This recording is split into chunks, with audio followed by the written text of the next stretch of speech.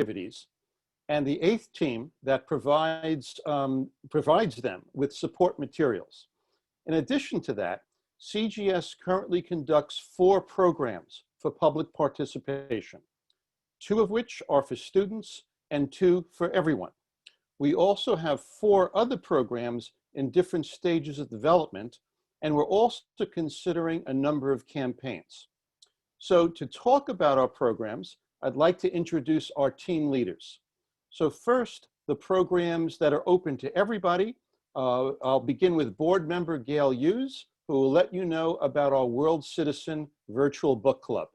So Gail, you just need to go off mute and you're on.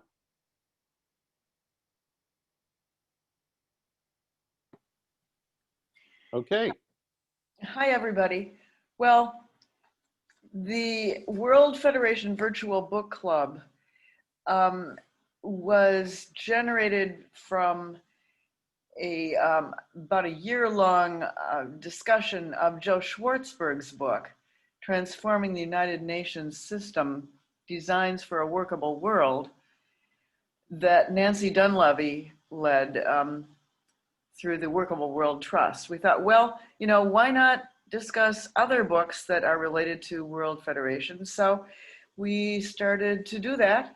And the first one was in June 2019, Ben Ferenz's Planethood, a short book, essentially a position paper that gave the need for, a brief overview of the need for World Federation. Ben Ferenz is 94, no, he's more than 104 now. He was a prosecutor at Nuremberg. He's the last surviving prosecutor at Nuremberg. Anyway, so we spent a couple sessions on that. Then we discussed Soveda Mani-Ewing's Building a World Federation, the Key to Resolving Our Global Crises. Soveda's on the call here, I notice, and she discusses contemporary global problems and kind of how to get there, and the importance of having a World Federation to accomplish what we need to accomplish. Gail, you only have another minute. We each only have 2.5 minutes here. It's a short time. Then we discussed the idea of world government from ancient times to the 21st century. James Younker's book discussed the history of World Federation ideas. Ron Glossop's book, World Federation ? A Critical Analysis of Federal World Government. We spent several sessions on that. And we are presently discussing My Country is the World. We're going to have the last session on that on December 12th. That's by Gary Davis, written originally in 1961. There is a documentary that also was based on that, called The World is My Country, that Arthur Kanagas and Melanie Bennett produced, and I see that Arthur is here. So anyway, we will take nominations for other World Federation related books if people have ideas of something you'd like to discuss. And if you're interested in joining us and you're presently not getting our information, go to our website or send me an email message or Donna or Bob, and we'll get you on our book club e-list so that you'll get information about when we'll be discussing which book and how to get into the session. They are held usually on the second Saturdays of the month.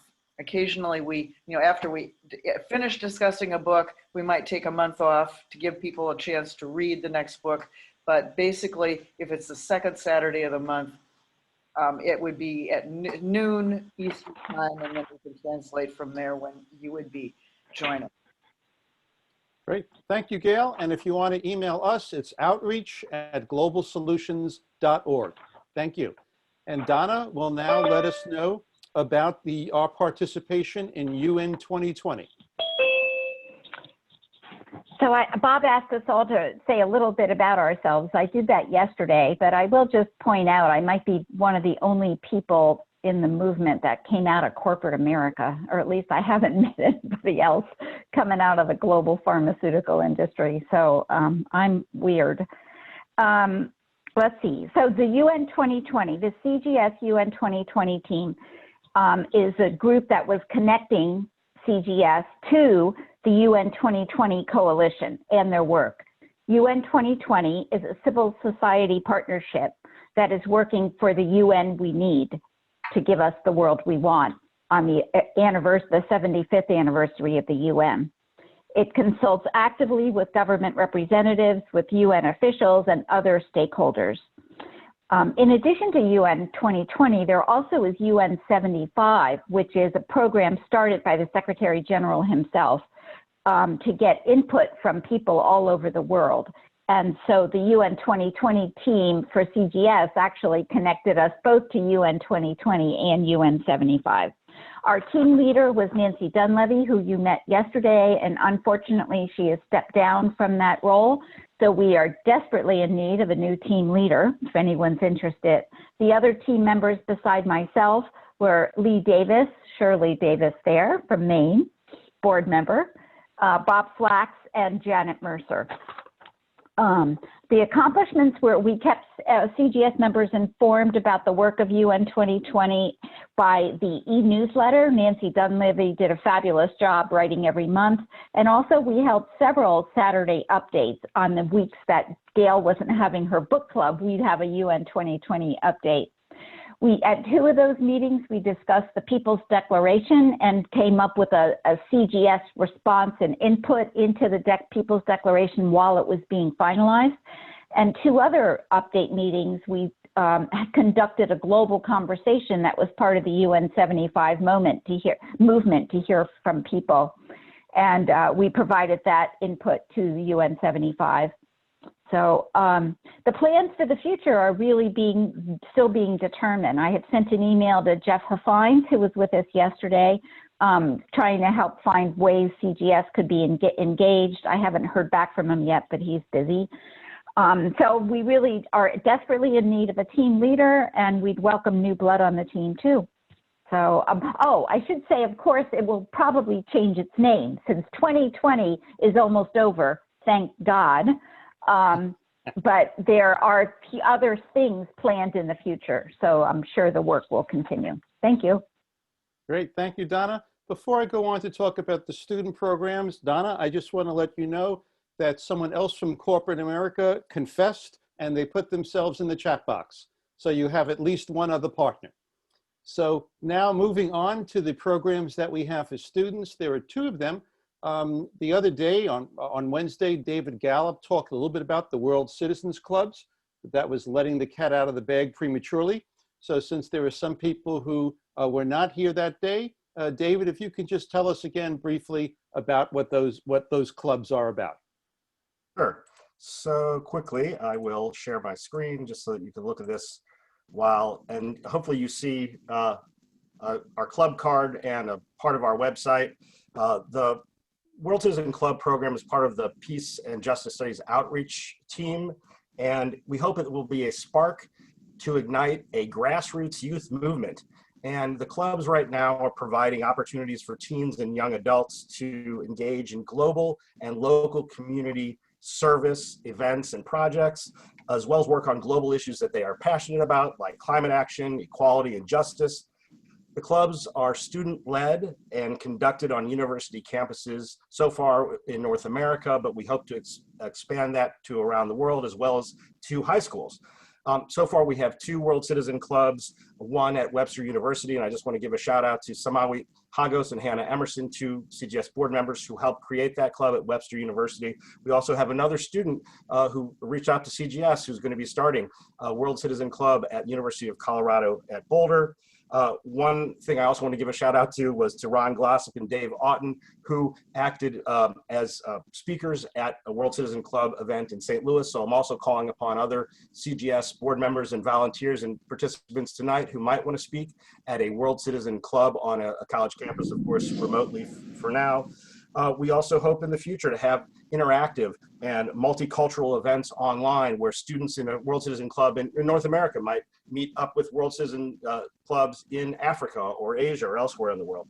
And we're also starting to work with the Young World Federalists, who you heard from last night, to expand these clubs around the world.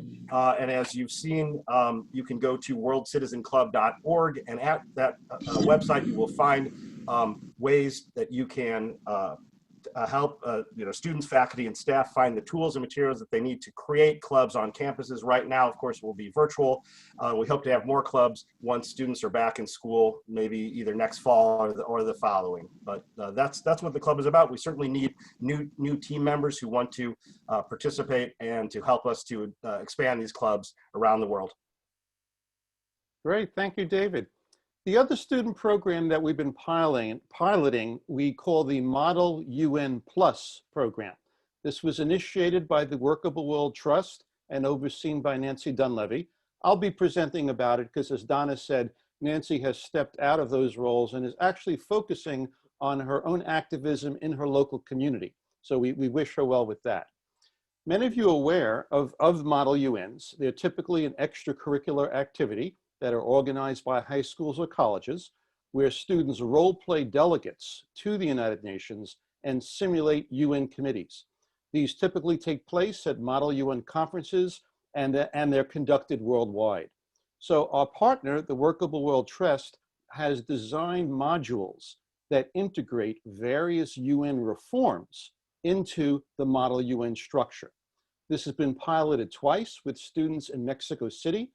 There were obviously Mexican students there, as well as some US students who went down there. The plans were underway to expand that into United States schools when the pandemic hit. So unfortunately, that is on hold for the moment. Our hopes and plans are to resume that post-pandemic.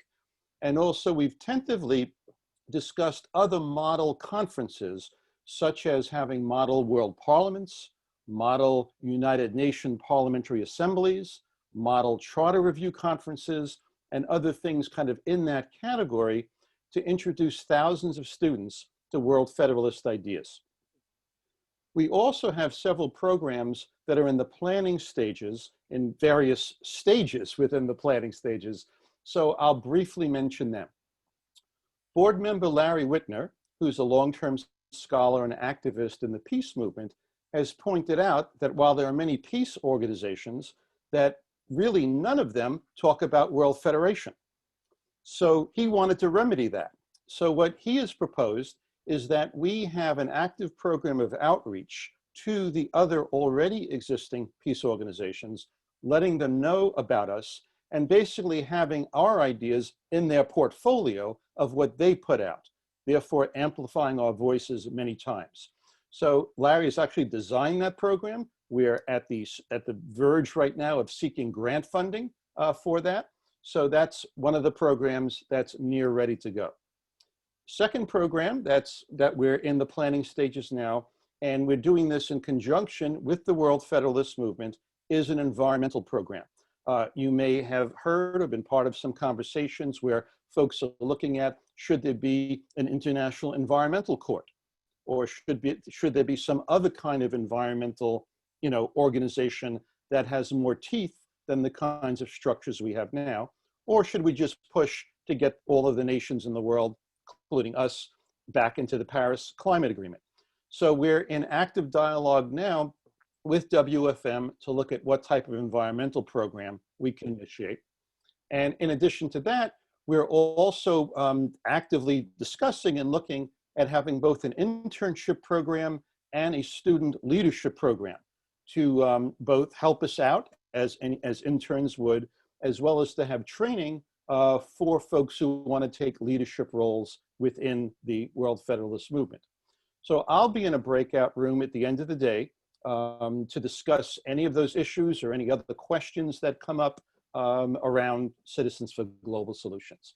So with that, we're going to go into our intermission,